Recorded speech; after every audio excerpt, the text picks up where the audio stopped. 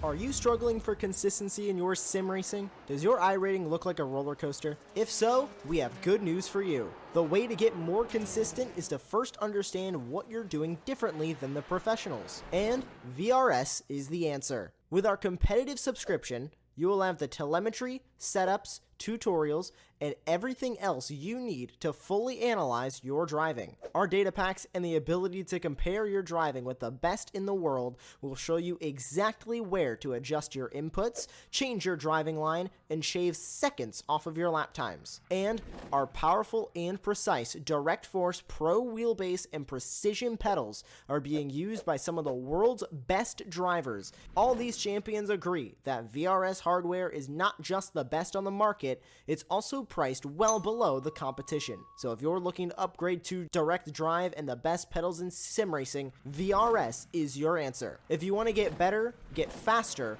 and make it happen sooner rather than later, you owe it to yourself to find out why so many people are switching to VRS. You'll be so glad that you did. Visit www.virtualracingschool.com and learn why the best use VRS.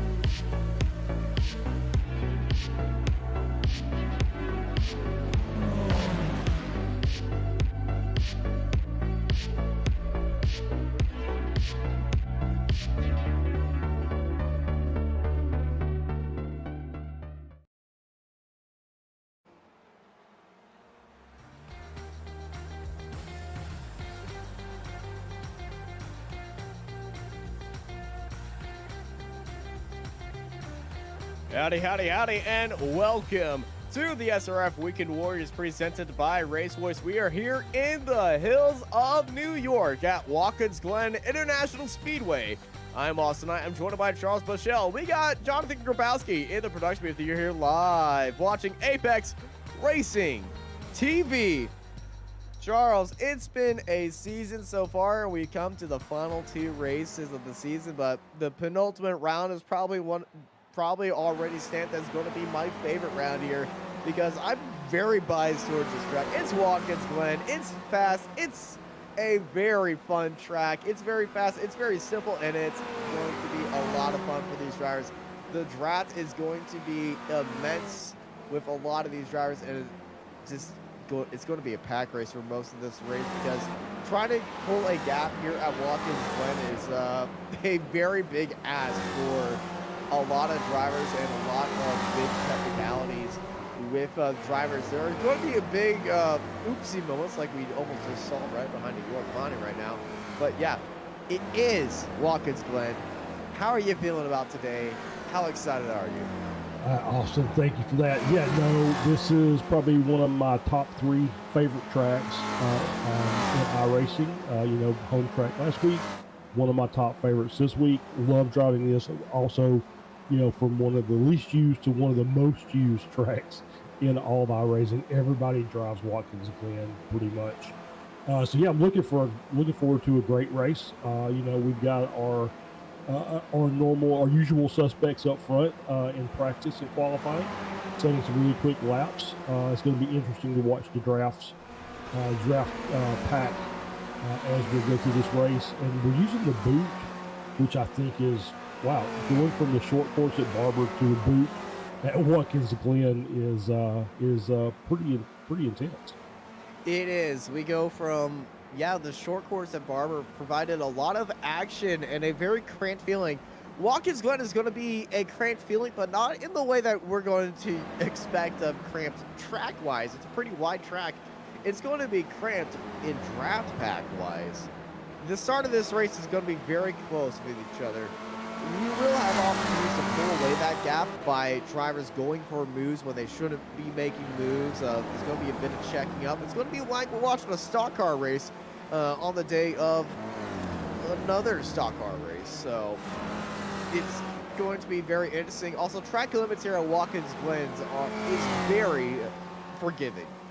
So Yeah, we won't yeah, we won't sure. we won't be expecting drivers to be worried about track limits, especially coming out of this right-hander right here. You can fly all the way out there, all the way to the tarmac, all the way to the grass, and you be just fine right there. Though I think that's the only corner here at Watkins Glen where there are no track limits outside of the cup layout, which is just riddled with you could go with anywhere you want. I remember when the Porsche esports Challenger Cup came here for qualification into the Porsche esports Cup. Everyone was just blowing past the carousel and is running in that sea of off track. I was looking at that. I'm like, what am I watching? Yeah, exactly. I did the NASCAR Truck Series last year for Apex. Very much the same thing. That cut layout, and you're right. There's not a lot of off tracks. However, I think there's one slowdown, and that's turn one. If you go wide turn one, you don't get back in time. That will give you the slowdown. Yes. But the biggest thing you have to worry about here is the grass. For whatever reason, the grass is even more slippery here than usual. So if you get out in the grass, it's very tough to recover the car. And you'll see it when people are just pushing the edge on these corners. You'll see them as they're going wide to get good entries. They'll, if you touch the grass, you're probably going to be sideways. Yeah, there are big spots with the grass and cars losing control. Turn one is always that big one. You're going to be seeing cars run a little bit wide, maybe hopping onto those curbs. The bumps and the curbs at the bus stop are going to be a massive talking point of how aggressive some of these drivers are going to hit. And they might go a little bit wide off the exit, and there's some grass out there. Lap one, you'll be seeing some drivers flirting with there, just trying to get some warmth in the tires. And then right here is the biggest grass spot, the exit of the boot, getting back onto the regular circuit, as NASCAR fans would like to call it, the regular circuit. It's just it's just a short shoot for me. Yep. But you go out wide, you're already low grip coming out of there. You're over a rise. It's not as low grip as it used to be, though. If you just clip that grass for a little bit, you're going around for a ride, and it's not a ride you want to remember. Absolutely, yeah. That is probably the toughest corner on the circuit, and it's because of what you said. It's the connection with the short circuit and the long circuit, where the boot ends, what I like to call the bootstrap, and it's just the way the tracks camber. You kind of ride over the cushion in dirt track terms, and try and get the car turned, and it's very difficult. The line has to be almost perfect through there. And if you just feel like if you get that entry a little bit wrong, somebody behind you could be going a little bit more aggressive, stealing the car right there. And that is a very brave spot to make that overtake, because that car is going to be battling with that. And then if there's a spin, it's right over a tunnel. So you got two tight fences next to you. I was talking with my hands, and I just muted my microphone. But there's a tunnel right there, and if you spin right there, it's a very big and very easy spot to have a parking lot incident. There have been a few incidents throughout the years of something like that happening here on iRacing and in real life. It's a very precarious spot, as well as opening lap incidents here through the SSO. All these drivers, Yes. I believe, are going to have their heads screwed on right now. We shouldn't be expecting that to happen. But then again, we've seen weird things happen around this track before. So Yeah, indeed. you can never guarantee safety. No. Yeah, the biggest, like I said, we talked about the edge of the boot, and you talked about the S's. Very, very difficult to run too wide through there. You have to have a lot of cooperation with your competitor. You don't always get that. And then, as you said, the dives into the boot, to the bus stop. The dives into the bus stop area. There will be people trying to make overtakes there. And it's going to be tough. You have, like I said, you have to be smart about it if you want to last the whole race. And then also the opening laps with the carousel coming into play, low grip heading through there. with these cars, lap 1, I was running a race here a few weeks ago with the Skippies, and oh my gosh, if there's a race I run in the Skippies, it's always Watkins Glen, because lap 1 at the carousel, I've never seen so many sideways cars outside of a Formula Drift event. Yeah, the carousel is just one of those. It's more difficult than it looks. It doesn't look like there's much to it, but once again, it's about managing your throttle for the grip level, and until you get those cold tires up to a proper operating temp, you just have to take it easy. Yeah, outside of those trouble spots, which honestly, when you think about it, we covered the entire track here. This track is very fun and enjoyable. There are a few full-speed corners, which these drivers will be taking. It's not turn 1, I'll tell you that. But the full-speed corner is the penultimate corner. That's full speed in these cars. Just take it left.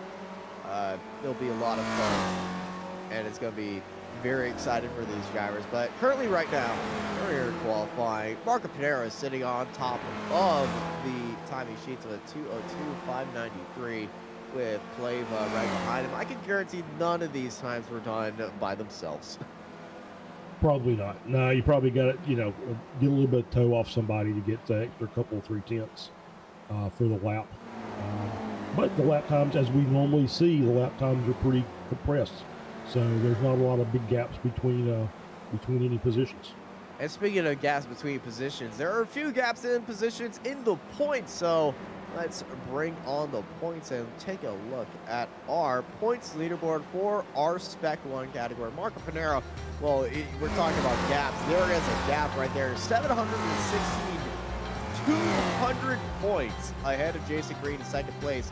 Kane Lasky, the third driver in there, one of 4 drivers who have been in all 7 races so far this season. They're with Felix Simoes right behind him in 4th, and Megan Overstreet, she is in 6th. Andrea Favini, the other driver, in 7th. They've been having a bit of bad luck throughout the races, looking to have a good day here today. And those are your top 5 for Spec 1. Over to Charles for Spec 2. Yeah, absolutely. So Ian Gibson, the gap 7 points between P1 and P2. Bradford Gould, Todd Hansen in P3, Daniel Wood P4, and then Paul Jackson in P5. Everything's still up for grabs in this Spec 2 category.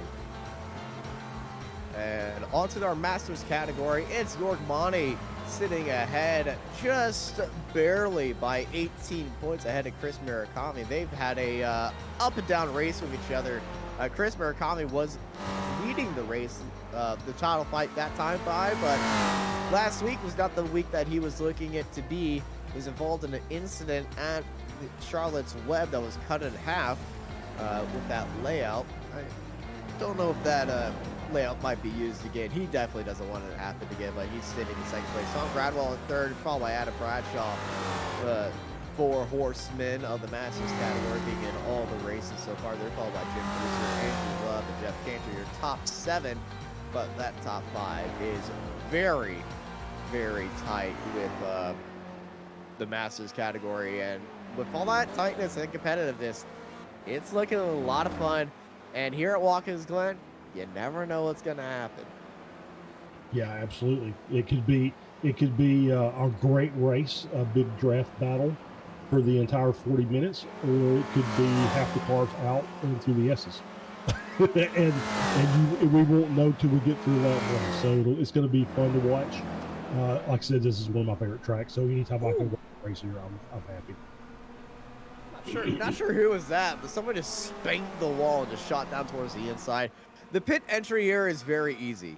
Yes. There has been communication of just drivers already showing the right line if they're going into the pit lane, so we shouldn't be concerned about that.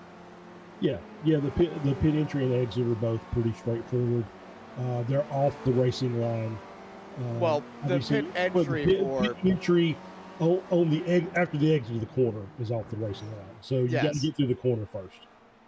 But the rules have been shown that, hey, we're just going to be showing that inside line, running on that yellow line right there. So I think drivers will have their heads screwed on right there. There might be a little bit of a miscommunication to some drivers taking the regular line. while somebody is slow on the apex. So I'm thinking that's like the only thing that we're going to be seeing. Somebody just not timing it out just right. There might be an incident. But here at Watkins Glen, it's going to be a lot of fun. I am very excited for this race. The draft is going to be looking nicely, and the pack racing is going to be a lot of fun. But yeah, as we were saying, Watkins Glen, one of the most raced road tracks in America, which is I think it is the most raced road track in America outside of ovals with road courses that start with D. Yeah, I think that's probably right. Yeah. Yeah, I think Daytona, obviously, because it's got this gigantic 24-hour race, you know, it obviously gets a lot of laps logged on it. But yeah, but they run Watkins Glen. They run 6 hours of Glen. Well, they run the 6 hours, but they run road racing. They run open wheel cars. NASCAR comes here, so it gets used frequently on iRacing. And even though it is a very newly updated, we got a long pace lap here. So Yes. honestly, I can go into a paragraph for these drivers and we'll still be talking about them right now. But I don't want to go on and bore everybody by going into a massive thing. So we're just going to be very relaxed here. I think, honestly, we should go by this row by row, Charles. I'll take the first row. You go on the second, and we'll just hop on through there. Front row, it's Marco Pinero for Alex Kart Racing Raptor, and he's joined by Alice Pleva from Czech Republic. Yeah, and then we got row 2, Devin Kelleher and Steve Elson on the outside. Row 3, it's Felix Samoas and York Monty in 5th and 6th place. Yeah, and then another a full Masters row here, Antonio Reyes and Chris Murakami. So that Masters battle is going to be tight at the beginning of this race. Behind them is Todd Hansen and Jason Green. Yeah, number P11 is Michael Nelson and Dan Wood on the outside. And behind them is the pro row of Simon Meyer and Bobby West for West Tech Esports Racing.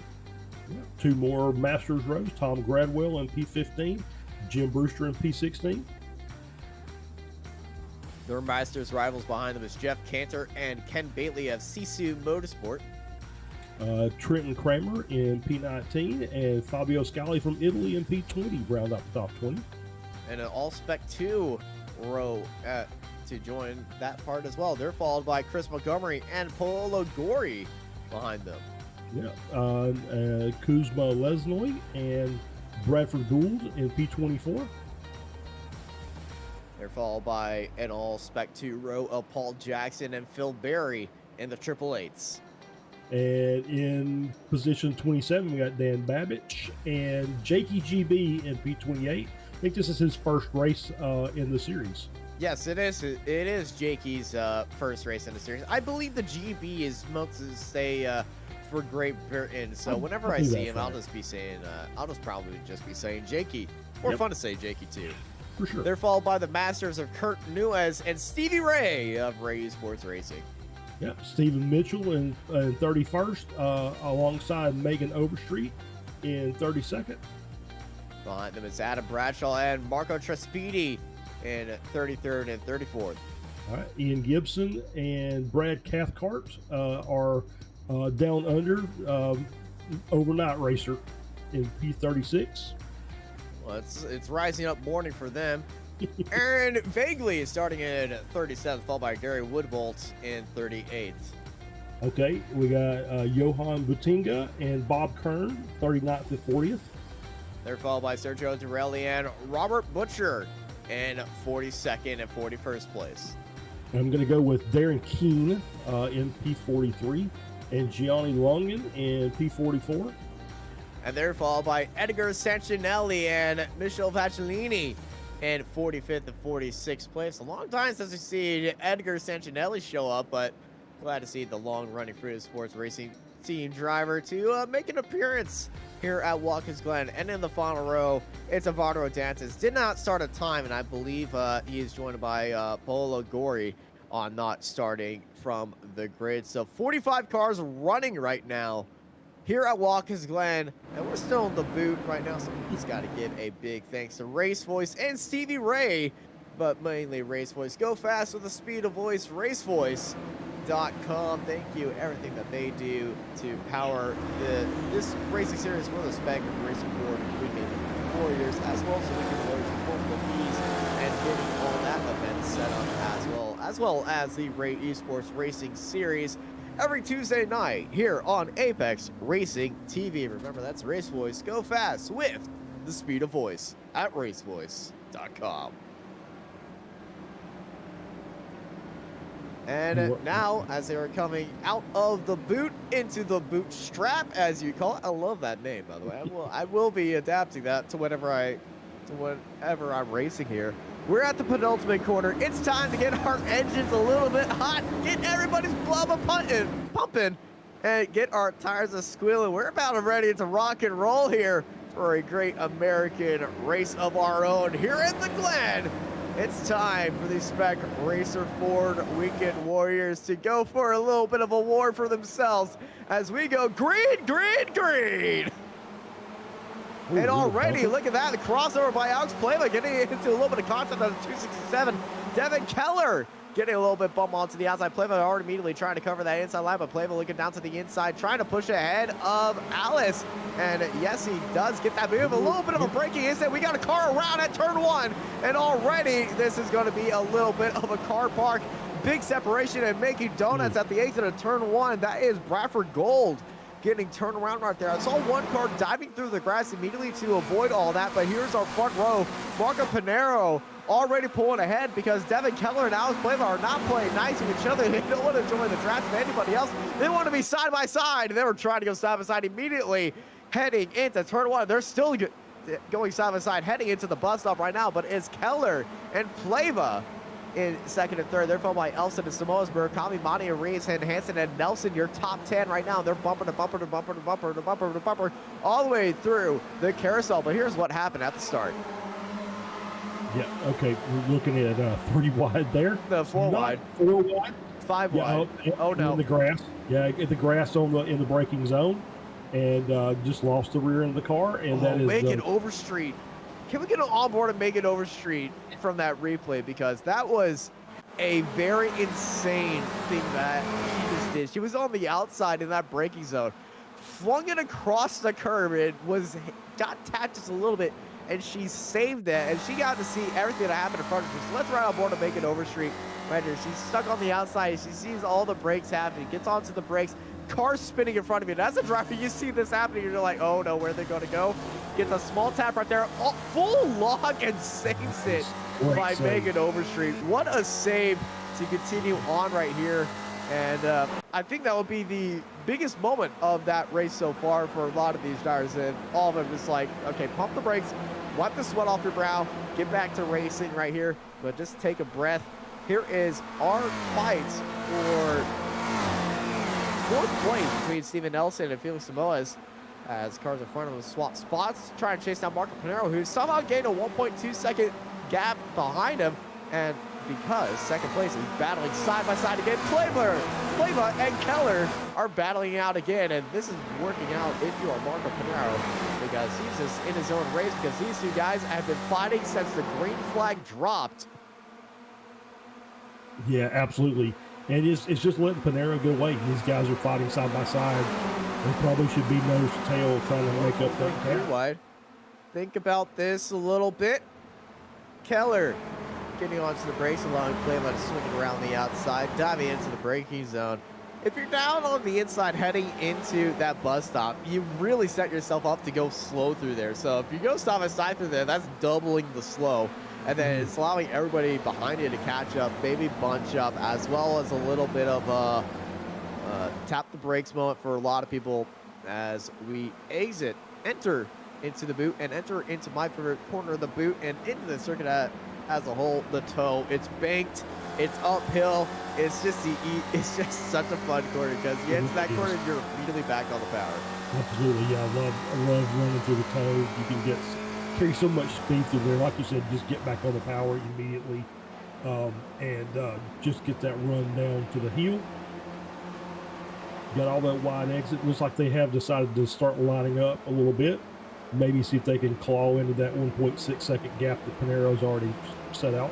Well, you're only as fast as the lead of the caravan, as a lot of my trucker buddies would say. You're only as fast as that lead car, and these two lead cars, well, I can say that they're starting already with the with the stove turned up a little bit too hot, because they have been battling end over end with each other, and they're always battling heading into corners. Now, you'll see some lead cars just start battling, but then they'll realize that and just use each other's drafts, kind of just feed off of each other. But already you see Keller going a little bit wide. Here comes Felix Samoas. Samoas, though, I'm not expecting him to go for a move. I'm expecting him to give maybe a little bit of a bump or a shove and a push to Keller, but he's already looking down that inside line, and yeah, here's that shove, that little bump draft right there, getting a good run onto Flava. Now, if Flava and Keller want to be smart, they would give spot, but no, we're going to go 3 wide out of the S's.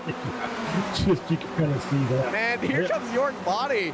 The Red Lobster also looking in on that as well. We're going to go side by side into the bus stop. There's bumping and banging and bouncing around as the 116 Motorsport of Felix Samoa's car got a little bit of airtime and a little bit of grass as well. And it's Keller taking the lead. But the way that they should have been doing this is the first car knowingly gives way to the second car and nobody fights behind them. But honestly, with these guys, they're warriors. They're going to be fighting every corner that we see, and this is what we love here. It's not the battle for the lead, but they're acting like it is, because down to the inside, it's Felix, and he jumps into second place, and he goes for second place right now, and he gets second place. I almost said the second place to the lead, but honestly, this seems like the lead of the pack, because Marco Panero, he's in a different county right now. He's 3 seconds ahead of him within 3 laps of this race. Yeah, there he is. You just saw that little yellow dot in the distance. That's Marco Panero. That's actually our race leader, but this is honestly the race that everyone's looking for. Yeah, absolutely. But the thing about it is when they came out of the lap, the gap was 1.6, and they were actually closing. And then once they got to the S, they said, you know what, we're going to go 3 wide again, 7/10 on the back stretch and then through the bus stop. It's like when I said, oh, these drivers have their heads screwed on. They're going to be working together. They're going to be pretty smart. Oh, they threw that out the window. Their heads are screwed on, but when they're wiring on the screws to complete that circuit, they tripped the go nuts button. I think that you're absolutely right.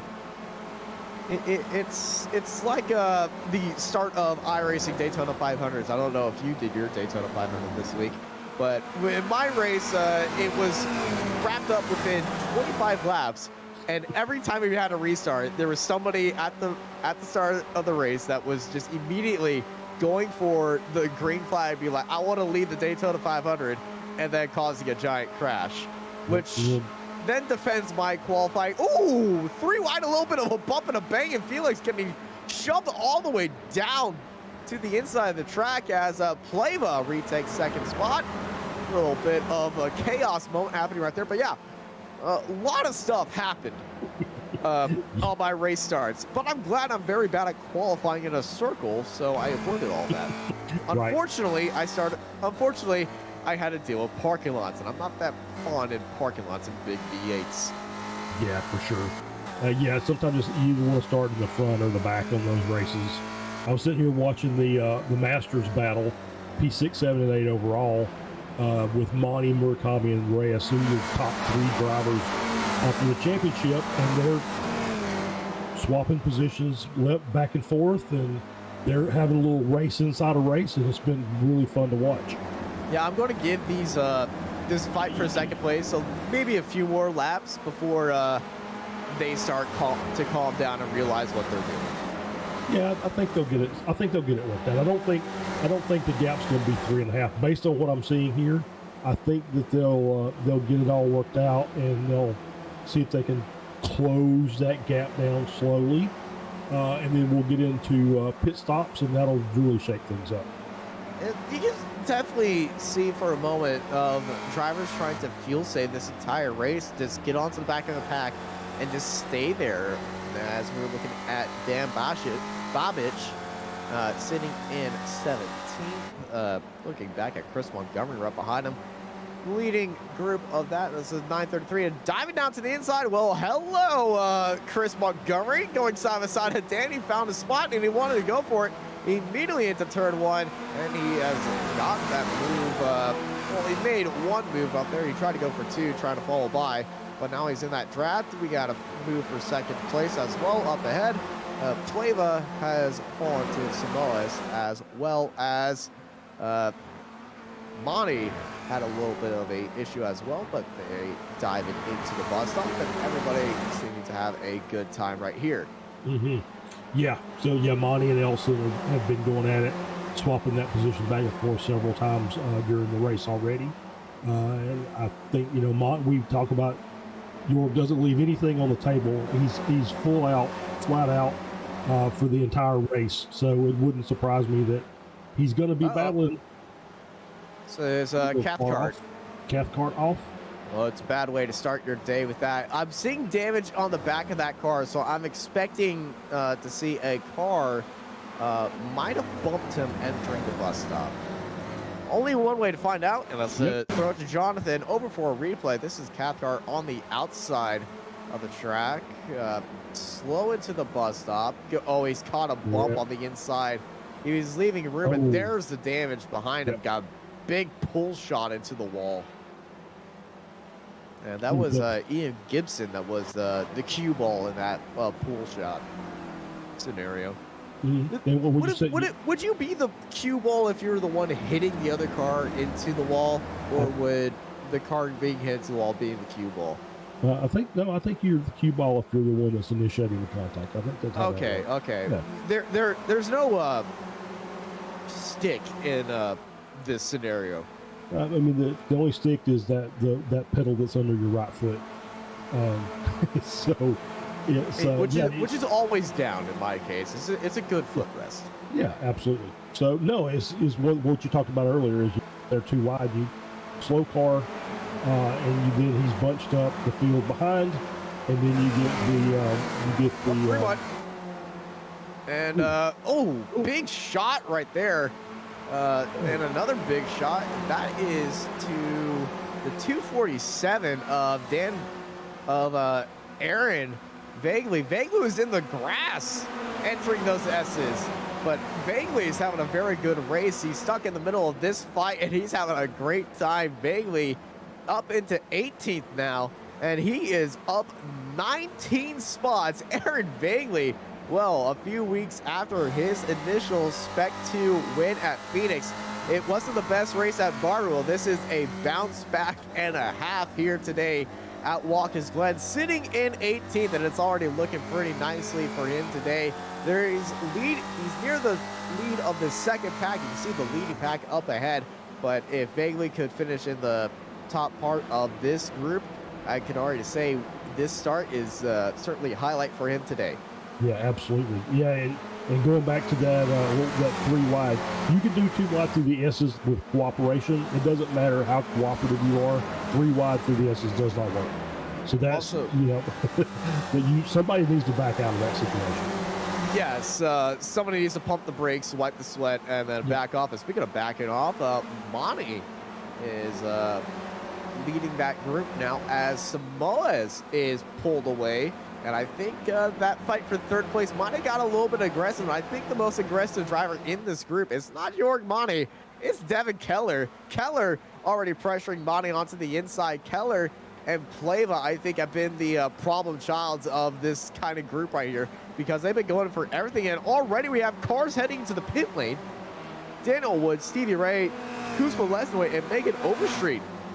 Well, I mean, all of them in a group heading into the pit lane. I believe this is a strategy call because everyone likes to follow Stevie. Stevie is the lord of the undercut. That's it. Yeah. So they see Stevie go in, we're going in with him. Oh, hello, 3 wide. Chris Murakami stuck in the middle with you.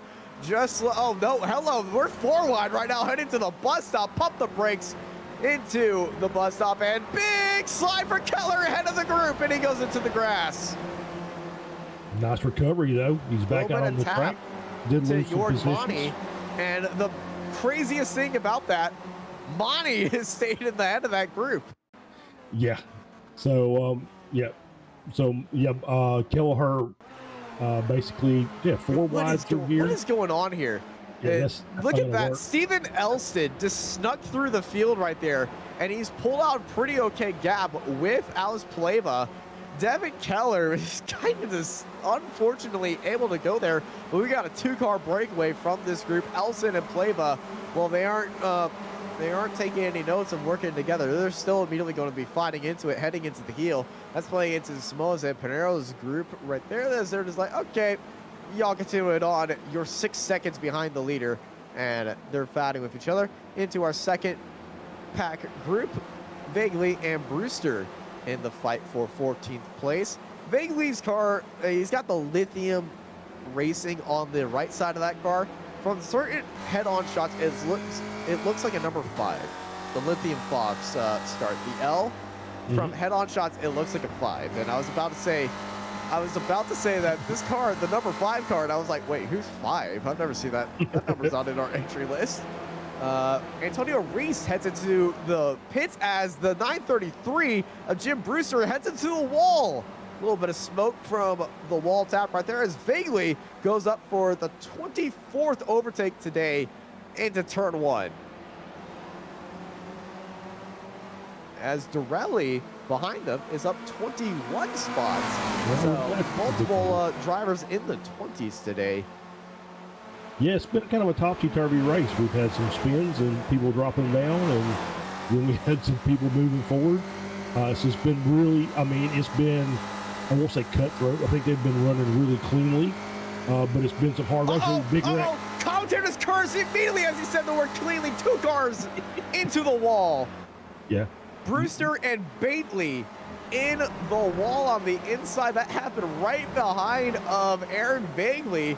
And right as the moment, I think, as you said the word cleanly, that happened right in front of us as they're going 3 wide. We're going to throw it over to Jonathan to find out what just happened. But of the immediate commentators' curses that were, that's the biggest one. As that is a big bunch up of cars just entangling with each other's space. And, yeah. Yeah, I mean, you know, 3 wide. Anytime you see a wreck on the straightaway, you figure it's just side-by-side contact, and that's exactly what it was.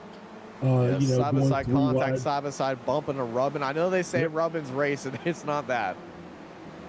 No. Definitely was not that. No. So that's another shuffle. So everybody's moving around. It's another shuffle of deck over to our leading pack, Stephen Elson.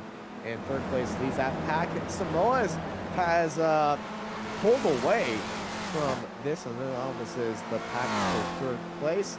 There is Cathcart ahead of Samoa's, sitting in 2nd. Here's a fight for 3rd. Elson snuck through after that massive 3-wide incident heading into the pits. Montgomery and Vaguely heads into the pit lane, into the bus stop. That's where that incident happened, and that involved Keller, who's sitting in 11th. I had a little bit of a brain fart right there. But no I think because that has happened, I feel like this group is now feeling a little bit smarter. But as soon as I said that, I'm confident in curse myself. They're going at it side by side. Monty on the outside, and it's Pleva on the inside. Let's ride on board to Chris Montgomery. Monty's rival had an incident last race. That championship gap now separated by 7 points. And it's still Monty's favor right here. But let's ride on board with Chris Montgomery for a while because he's in the best spot of this race. Chris Murakami, as Hansen is our Spec 2 racer sitting right behind him. Yeah, I said I got a big ooh earlier as I was watching Jorg basically just almost lifted the rear end of Pleva's car off the ground going in turn 1. That's how, that's how tight they were. It was just, you know, you could just see he was wanting to get by. He felt like he had more speed than Pleva, and just and finally made the move work. Let's see if he can pull away now. And seeing if they can pull away, seeing if they can work together and try to catch the cars ahead of him is definitely the plan. Monty and Elson going very wide out of the heel. It looks like that heel got a little bit of an extension right there to be working with that. As I'm trying to avoid making any shoe puns here. Right. It's like the back of a flip-flop got blown out with that heel of how far you can go wide. Yep. As Elson dives into the pit lane, he's joined by Hansen.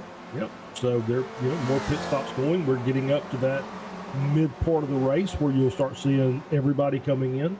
Now, our pit leader would be the best spot to look at, see if that pit group is working together. That would be Antonio Reason. He's got a little bit of a group around him. You see some damage of the car ahead of him that he is following. He's getting that draft, but he's got a good gap to the other pit group of Daniel Wood and Kuzma Lesnoy, and then it's the Megan Overstreet Stevie Ray group behind them. So these drivers that are all by themselves after the pits and working together, I feel like they're pulling a pretty good masterstroke with this undercut strategy, and they'll be getting ahead of the slower groups that are battling, like the battle that we are seeing right now for the battle for third, or more like the battle for fifth place between Layla and Nelson, as they go side by side once again off the exit of the bus stop.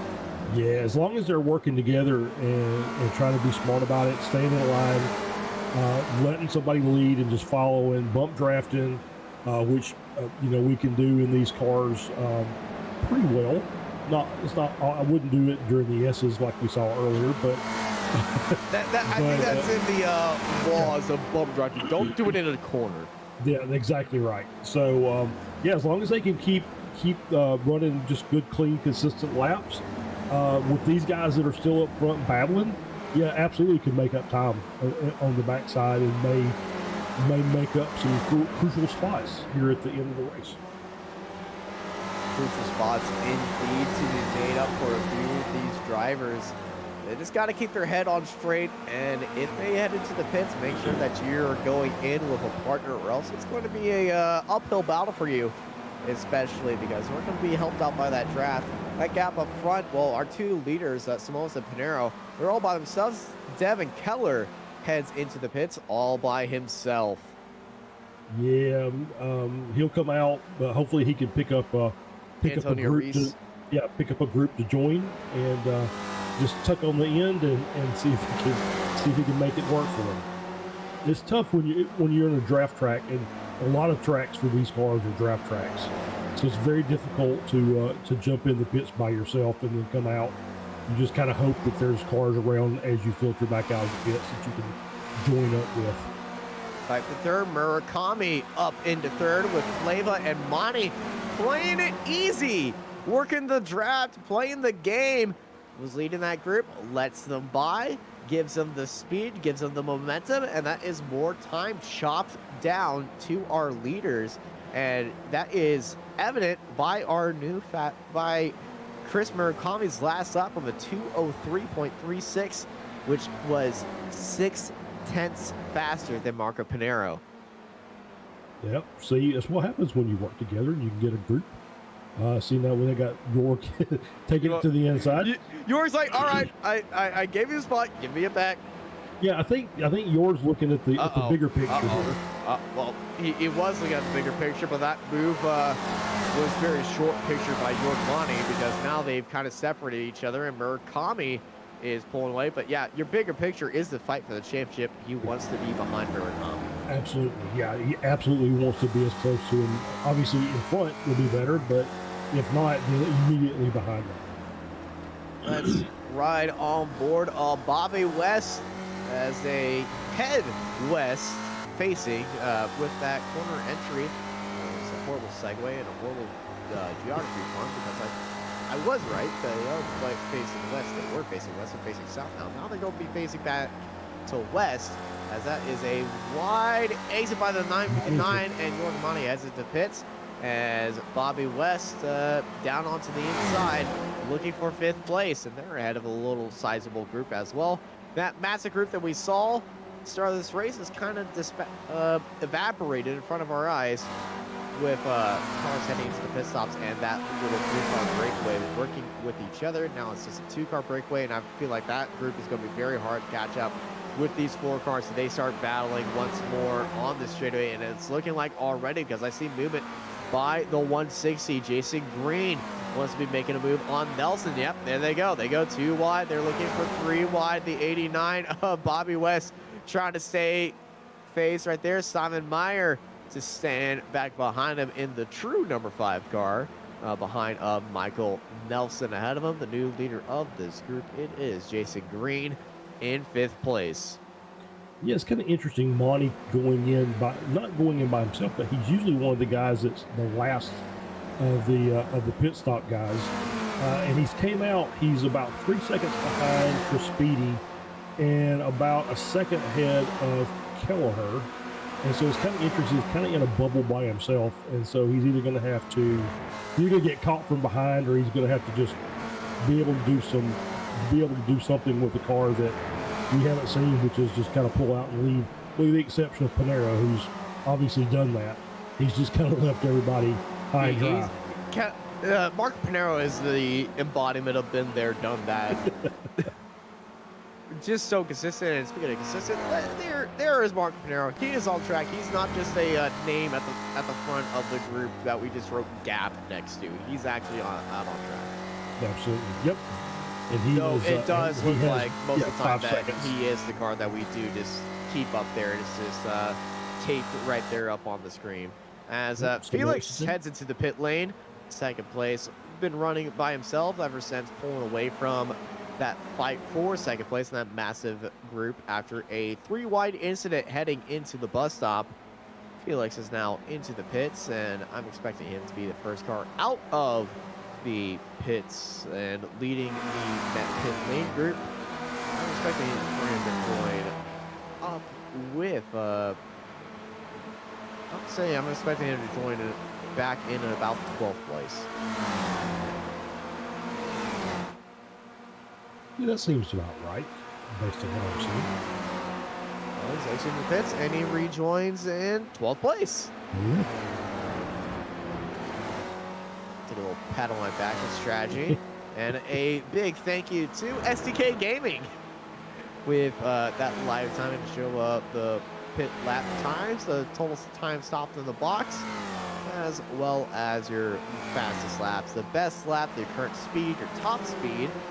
Top speed reached by a car last lap was 149 miles an hour. I don't think that is accurate. They might have had a little bit of a blip.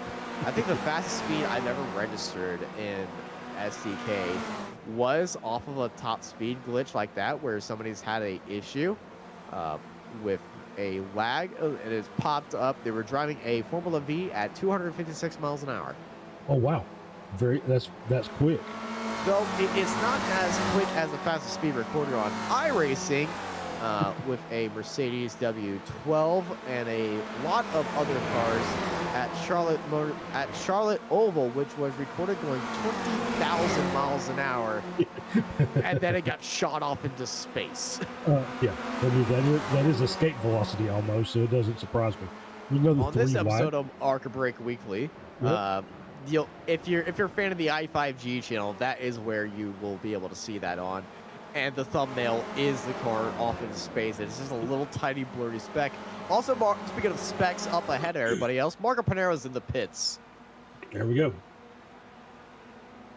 And cars behind him do not head into the pits. So for the first time this race, Marco Panero is not going to be leading a lap. Chris Murakami is going to be leading that lap. As well, he's immediately being passed by Alex Pleva, as Pleva and Murakami battle out for the lead of the race ahead of Bobby West and Jason Green. Yeah, it looks like the race is kind of settled in midpoint of the race. Everybody's doing their pit stops. Still seeing some battles here and there, but the field's kind of stretched out a bit. So there's still some action, but it's not the Fast and Furious that we saw at the beginning. Which Fast and Furious are we talking about? 1 to 10?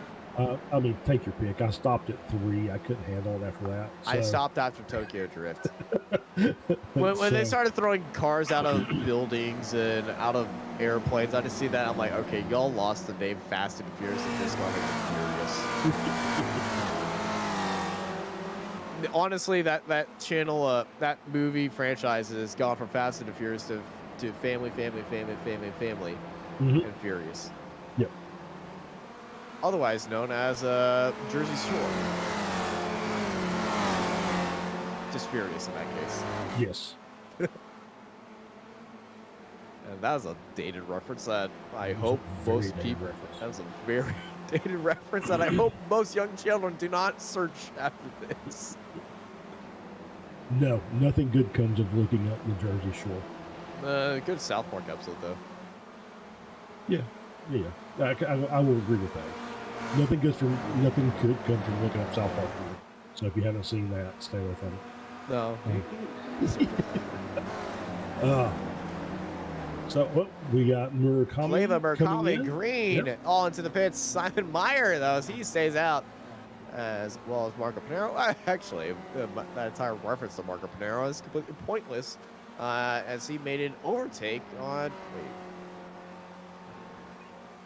I saw his name bounce up, like he's passed somebody. It was like, was there an issue? Did somebody spin? Nelson. Okay. I think So there might have what's that been one? Nelson spin because he was ahead of. Oh, yep. Slow. Oh, is this out of fuel? Out of fuel. That's kind of what it feels like. It's in the toe strap of the boot, and yeah, that is pretty much out of fuel. And we're going to be seeing Marco Pinero zoom by eventually, but that is what happened as he toes into the pit lane. Yep. So it looks like we're down to only Simon Mayer, who is not pitted yet. Once he pits, then it'll be Pinero back in the lead. Looks like he's going to have about a 5-second gap over Samoas. And yeah, so like I said, stretched out. We've still got battles from about P5. Monty, Green, Kelleher, Race, That Murakami. Monty fight, by the way, that Monty strategy of his really worked out. He's got a pretty sizable gap of, well, it's a 1 second gap. Murakami's right behind him, but he was behind him, and oh, no! And that is a commentator's curse on me. Yes, that it was. race has gone into, well, that advantage has gone into the dumpster, and the best part is they continue on right next to each other, so they can regroup with each other, work together, but side by side, heading into the bus stop chicane. Very hard. This is the second incident that we've seen Devin Keller have at the bus stop chicane. Yeah. The first one was not The four I mean, it wasn't. Yeah, the 4 where he basically caught the inside curb, and that's what spun the car. That was just contact, and it was just hard racing. So it's hard. He's on the outside of this one, and well, he caught the inside curb on the entry. This one, he caught the inside curb on the apex. As Simon heads into the pits, all the cars have headed into the pit lane right now. As well, this is the loneliest pit lane right now if you are Simon, and it's probably the best pit lane that you want to be in case you haven't practiced your pit entry. Because there have been moments in a crowded pit lane where I've driven past my pit box. oh yes, I've done that a few times myself. Been there, done that, did it last night. But what it did do was it actually did. Mayer's stop time was 12.1. I think the other one lower than that was Pleva. With George 11 Bonnie is flat. back in the pit lane, and I'm expecting he got some pretty big damage from that hit. So I would say the championship points currently plays into Chris Murakami's favor now.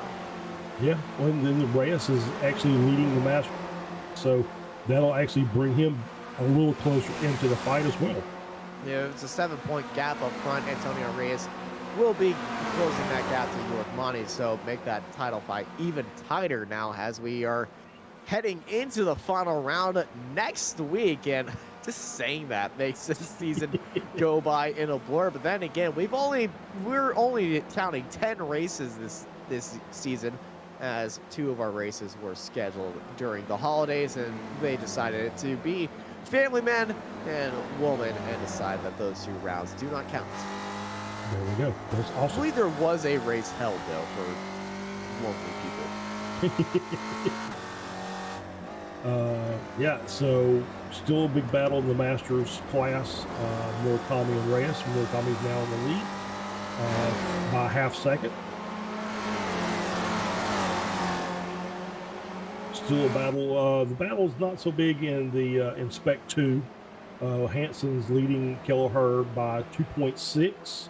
And Kelleher, I would say, has damage, and that gap that Hansen is in, that little fight, I believe Hansen is in it. Yeah, there is Hansen at the back of that group. He's assisted by that draft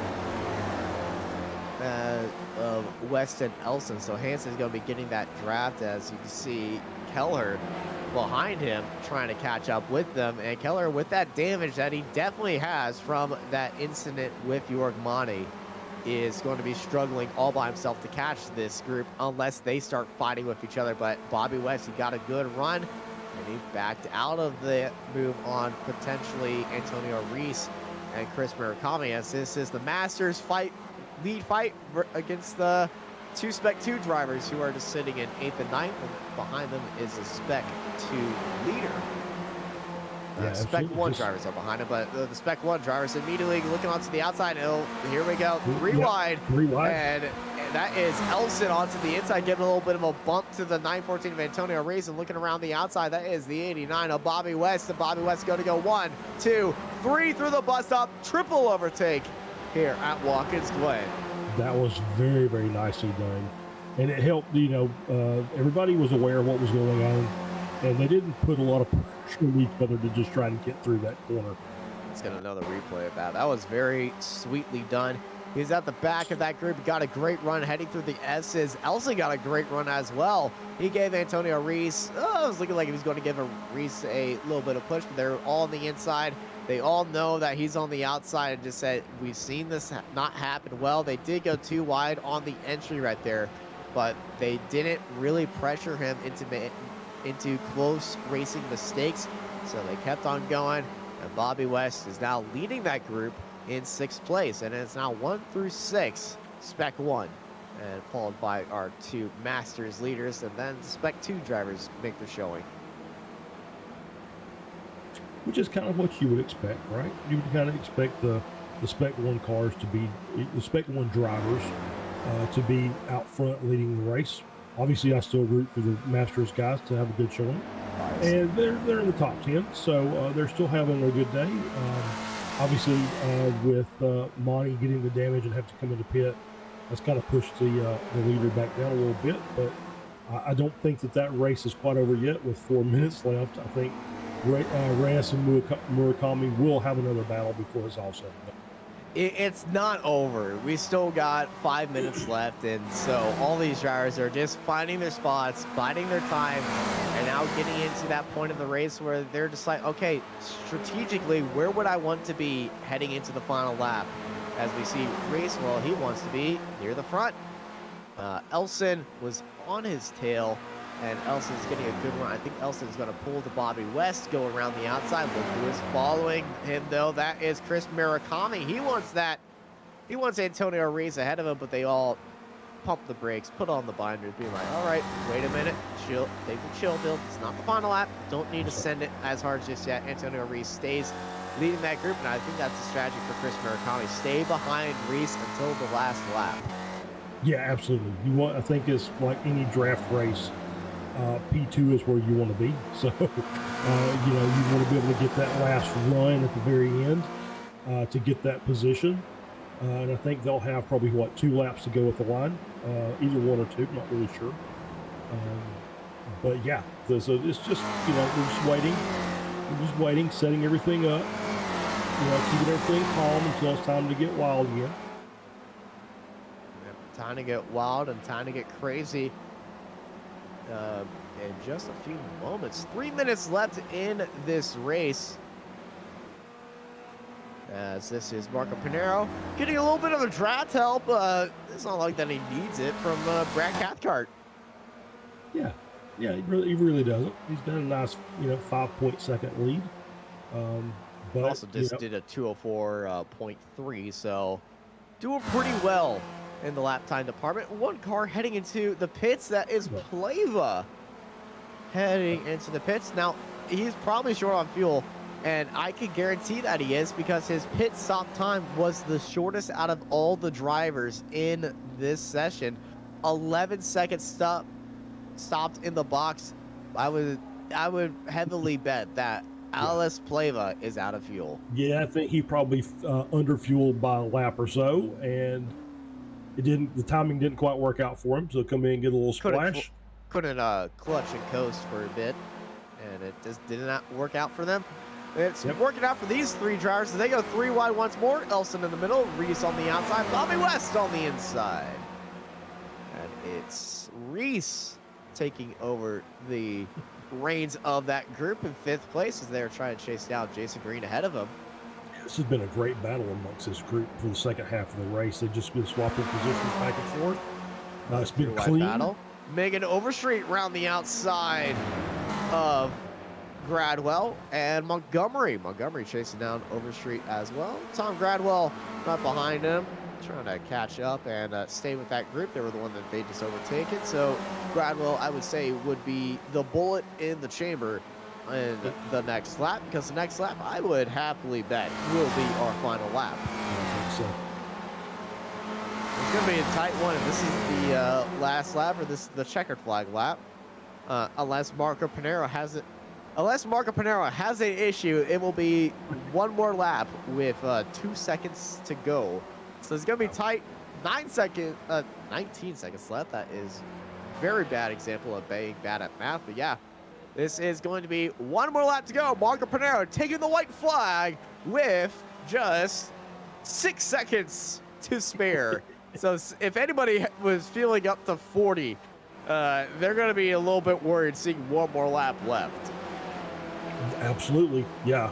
So we'll wonder. I think Pleva was the only one that was really off as far as their fuel or their stop time. So I think everybody else is probably Simon okay. Mayer might be a little bit worried.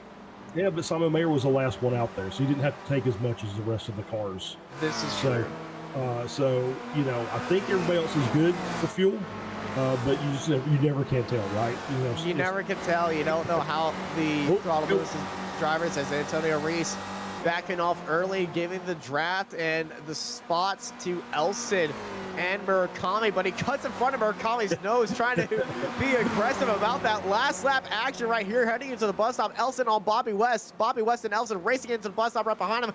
Murakami around the nose of Reese takes the lead of the Masters class, but Murakami jumping over the bumps right there as the leading 2 cars of this group battle with each other. Bobby West has that lead. Murakami all over.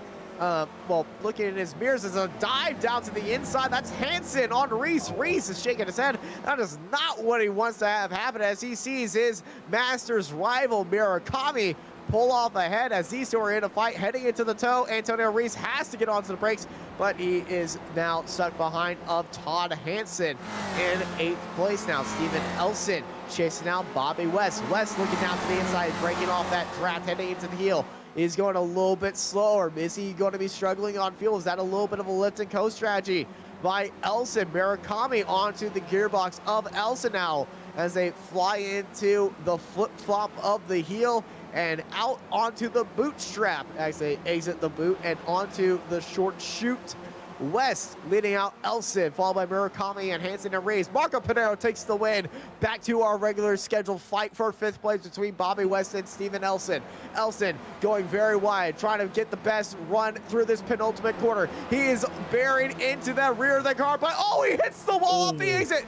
Murakami's putting his head down, trying to get the speed and the draft off that exit, but it's going to be Bobby West taking 5th place, followed by Elson, Murakami, Hansen, and Antonio Reese, who was locked and loaded for that group, but he's fallen all the way down to 9th place, as this group is the fight for Megan Overstreet. She is looking down to the inside for a little bit of last chance drag race, and it's not going to be there.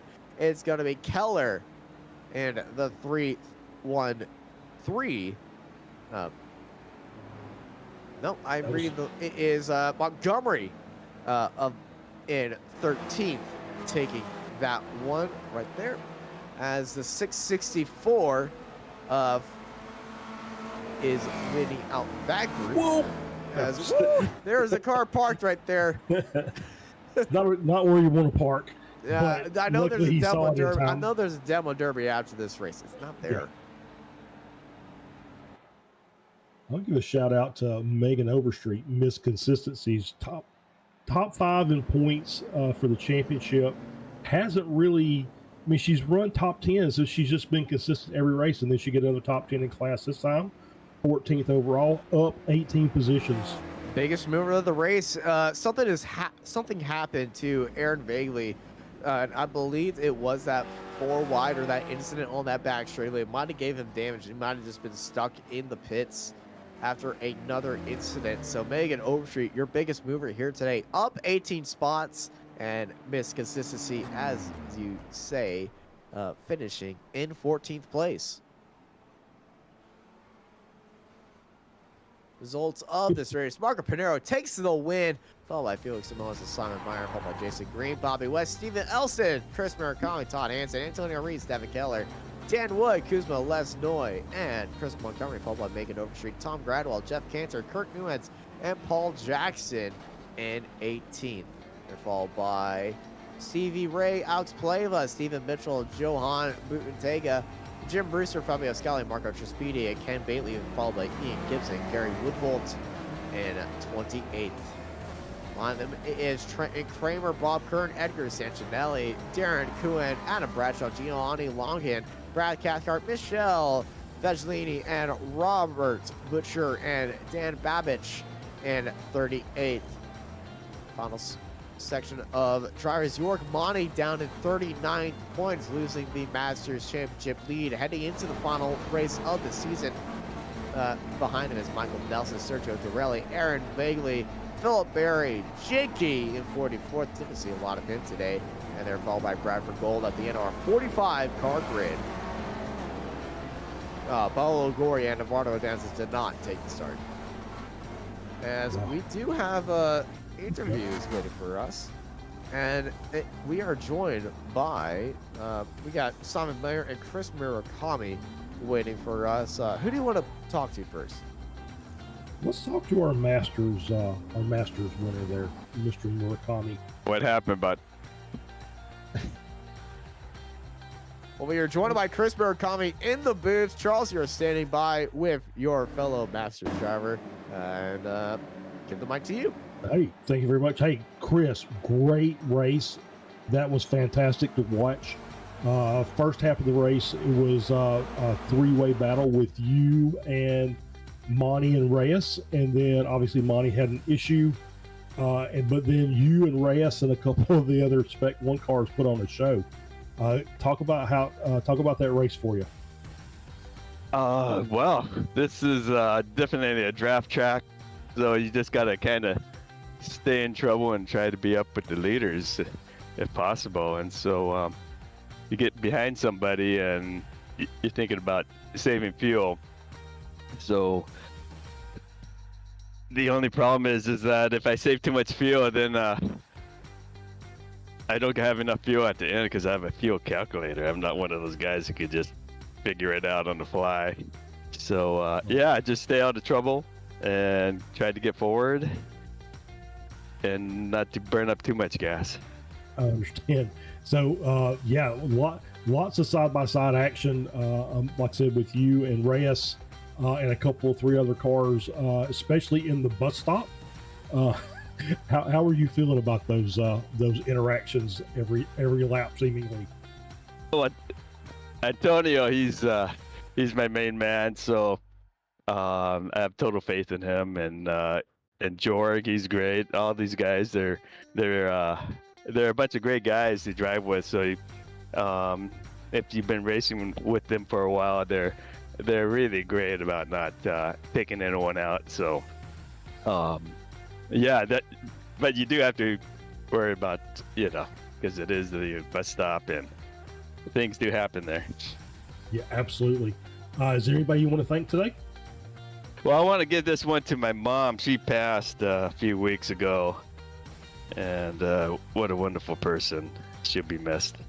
And you guys for doing such a great job with the showing all the drivers up and down the grid, and right, Steve for putting it on, and all the drivers. They're great drivers, and finally made it back talking to you guys.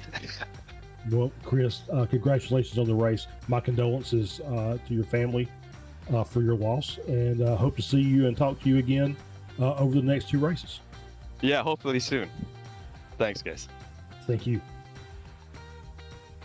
Oh, it's Chris Murakami joining us as we bring in Simon Meyer. But as we do that, I want to apologize. We have 2 races left after this, not 1 race left after this. Got my numbers mixed up again, but we are joined by Simon Meyer, who finished 3rd place overall here today. Simon, how was that race for you? You were the last driver heading into the pit lane, so it was a little bit lonely in the pits for you here today, but overall, how was that race for you? Up 10 spots. Yeah, hi guys. Hi, good evening. Good race. I enjoyed that a lot. The pit stop was the key. I think I managed to save enough fuel in the first stint to go a lap longer than everyone else. But saying that, just as I came into the pits, the car started spluttering, so I couldn't have gone another 200 or 300 meters really. But yeah, that was the key to everything. Well, it looks like the key worked out right there. Next week, we head to Mount Panorama for the actual penultimate round. How are you feeling about Mount Panorama, or is that round for you just going to be, all right, it's Bathurst, I'm just going to just take my time here and pray for the best, or is there going to be a big strategy for you? I don't really have a strategy. I just take things as they come, really. Like today, I didn't really have a plan other than to stay out of trouble, so that'll be the main goal.